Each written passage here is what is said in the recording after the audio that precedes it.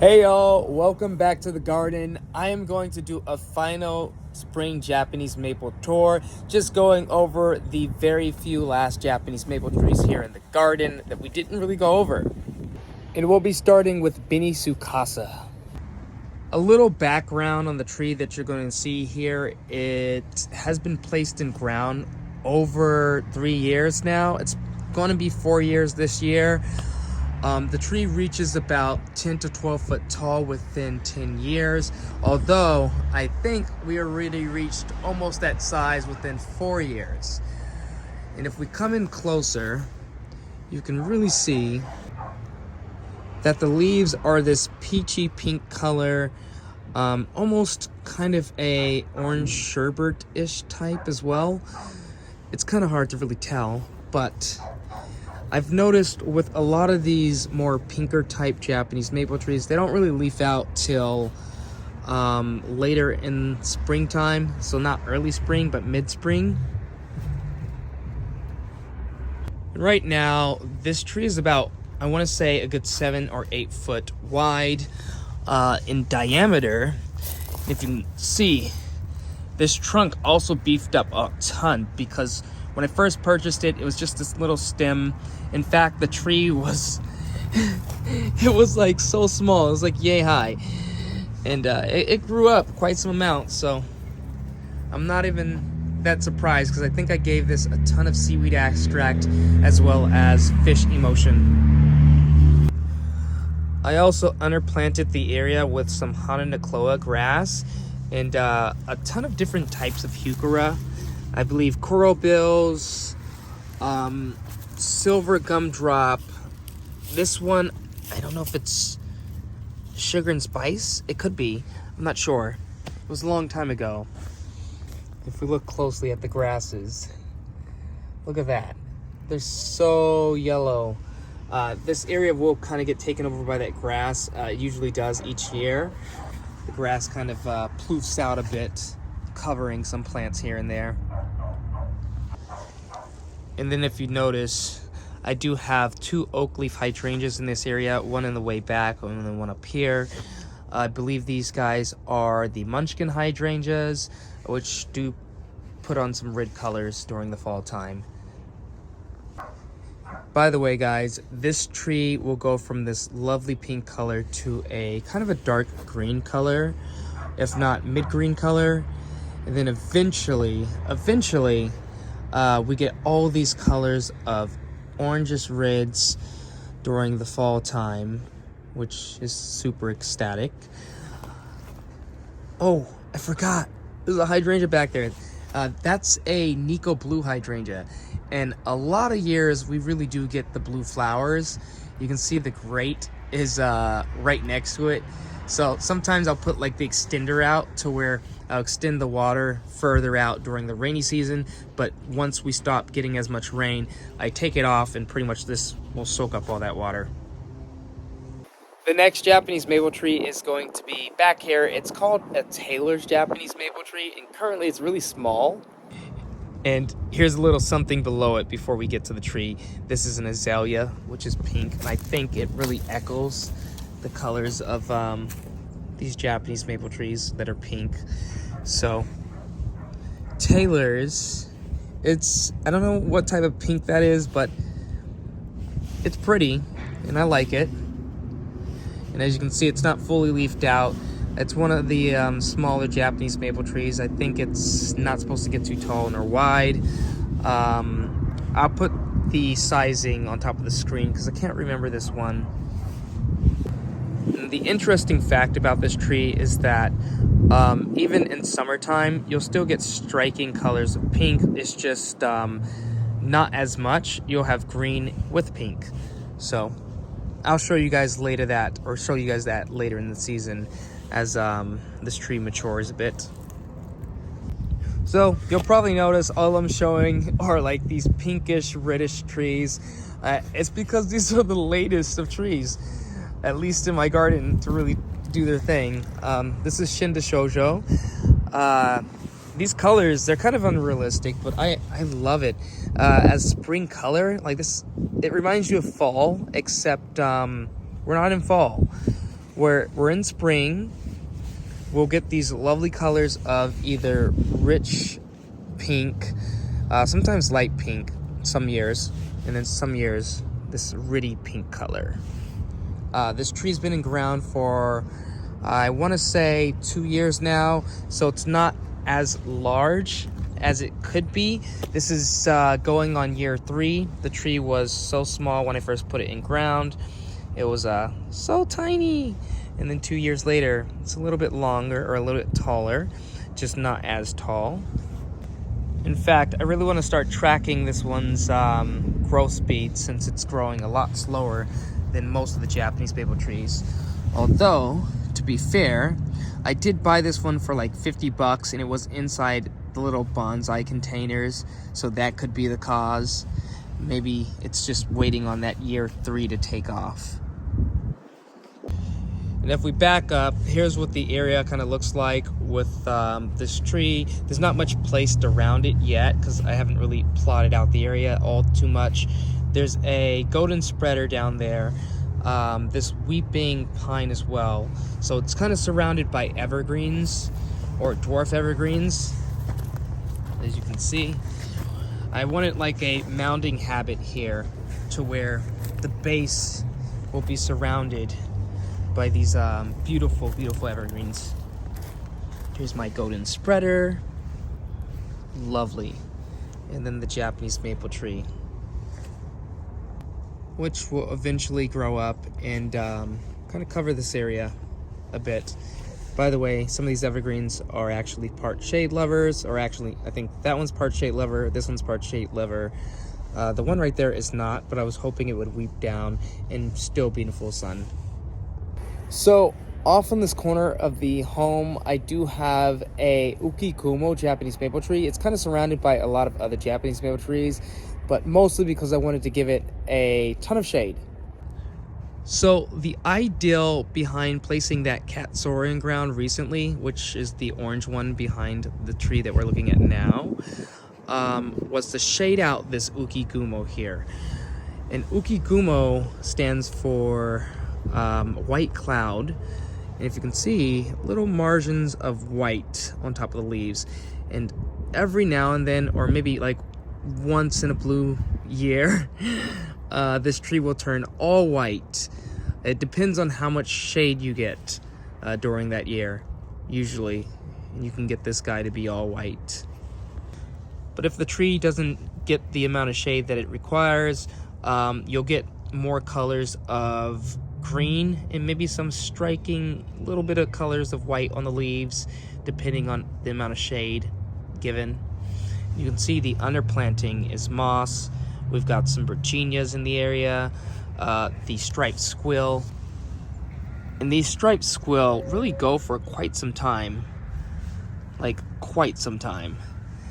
That's the Brunnera in the back there. By the way, I've noticed Brunnera growing from seed in different areas. So that's like a seedling. And then there's a seedling right here, and a seedling, and pretty much a couple more areas here and there. I think they start out from like these little guys, and then they turn into the lovely leaves you see here. All right, so we have a few smaller type of Japanese maple trees, one being the Viridis and the other being a Crimson Queen. So we're gonna look at the Viridis first. It is right here, and it's pretty cool. I want to say this tree gets sometimes colors of yellow, sometimes colors of orange.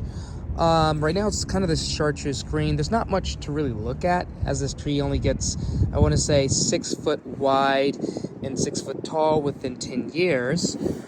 Puts on these lovely red flowers as spring comes around.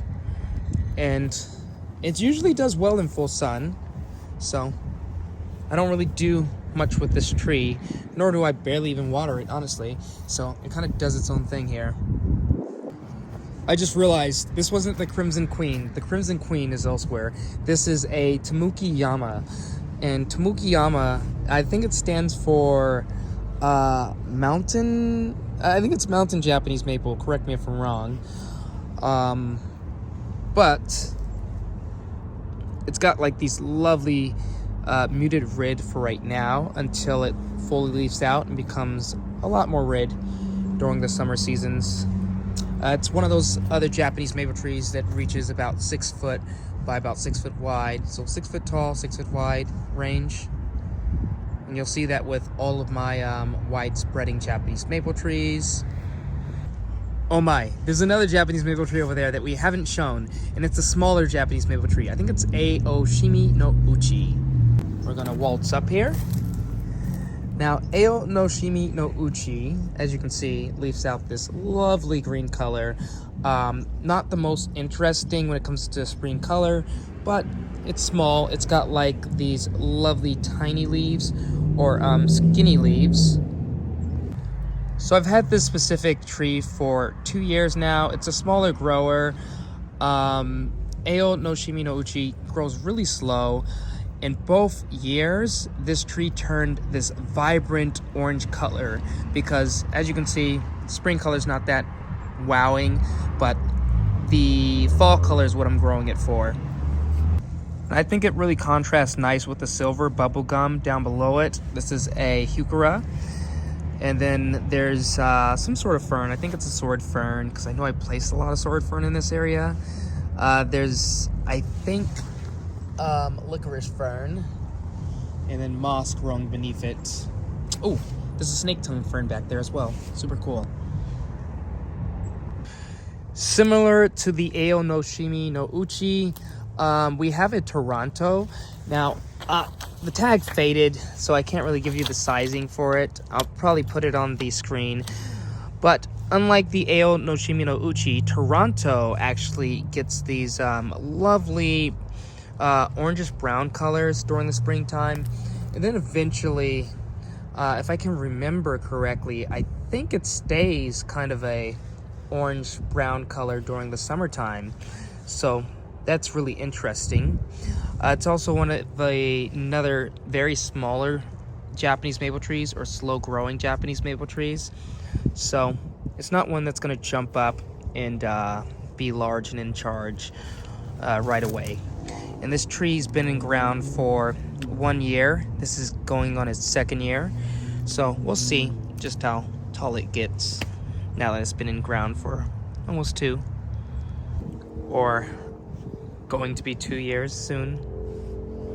Then the last tree we have here in the garden that is a Japanese maple tree to be shown is my Osakazuki, which we have 3 of. But we'll only show an example of one since this is the only one that's furthest along when it comes to Osakazuki. Osakazuki kind of leaves out this olive green color, and it's more striking when the whole tree is filled out rather than just some portions of it. The tree goes to colors of green during the summertime. Now, there's 2 types of Osakazukis. This Osakazuki just so happens to be the Akame Osakazuki, which is the one that leaves out more on the brownish olive green side. And then there's another Osakazuki that doesn't really do this, but it leaves out a little bit more green than this one. It's kind of hard to explain unless I had the examples, but I'll show you my regular Osakazuki rather than this Akame. Alright, so here we are. This is the branch of a regular Osakazuki. As you can tell, the leaves are a lot more green. It's not as olivey brown compared to the other Osakazuki. So Akame just gives you, I want to say, more interest, whereas the regular Osakazuki is like, you get this kind of brownish green color, which isn't all that brownish green, and it just goes straight to dark green for the summertime. And all Osakazukis are very slow growers. They don't really grow that fast. I believe they do, or have the ability to reach 20 foot tall and about, I think it's 15 foot wide or so. But again, these guys are very slow growers. This has been in ground for 2+ years. It's going on the 3rd year now. So yeah, slow grower. and it's only sitting about a good, is this 3 foot, maybe 4 foot? Yeah, 3 or 4 foot tall. But anyhow, here's the Akamasaka Zuki once again in the area that it's placed in. There's not a lot placed around it. In fact, it needs to be weeded in this area, as there's grasses and whatnot growing up through here. I think there's just a few lambs there in this area as well. I think those are possibly cuttings that I cut off of the original lambs there and just tossed them in this area, and they suddenly grew. So that's cool. But if you stayed this long for the video, I'm just going to give you an overlook at some of the Japanese maple trees we've already talked about, since they look a little bit different and they're fully leafed out. We have the Sengokaku and Oshiobiri in the back there. And one of my favorites is the Emperor one that's glowing red because of the light is shining through it. So pretty. But you also get that through this fire glow here. Next to the compost pile is the Seiryu, fully leafed out. Tobi Oshio, Japanese maple tree. Ijama Sanago, Japanese maple tree, looking lovely. Walking by my summer gourd. And then we're happening about the first flame. And if you want a fast-growing, lovely four-season interest tree, get the first flame. It will turn colors of red during early spring when it first emerges. Then it'll go to colors of this lovely orange color, guys. So it looks like it's a fall color tree for right now. And then this tree will eventually go completely green before it turns bright red again in fall time. Next to that tree, again, we have that Katsura Japanese maple tree. It's so lovely. Large growing as well. This was known for being more of a shrub-like habit tree, but in my case, I haven't really pruned it all that much, and it still grew in a tree-like shape, more of a vase shape, if you can see that. And then this tree, also four-season interest. It gets colors of orangish yellow when it first emerges, then eventually goes to kind of a yellow color before it turns green. So you get, like, again, 4 seasons of interest. 2 colors in springtime, if not 3.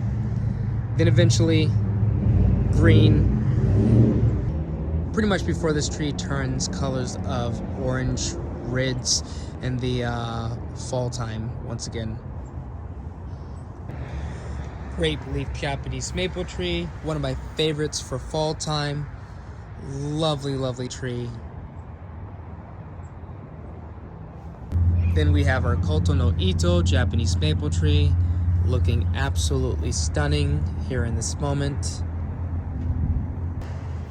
And that's really all, guys, to really look at for right now. There's more Japanese maple trees that we went over in previous videos, but you'll just have to check that out. See you next time. Peace!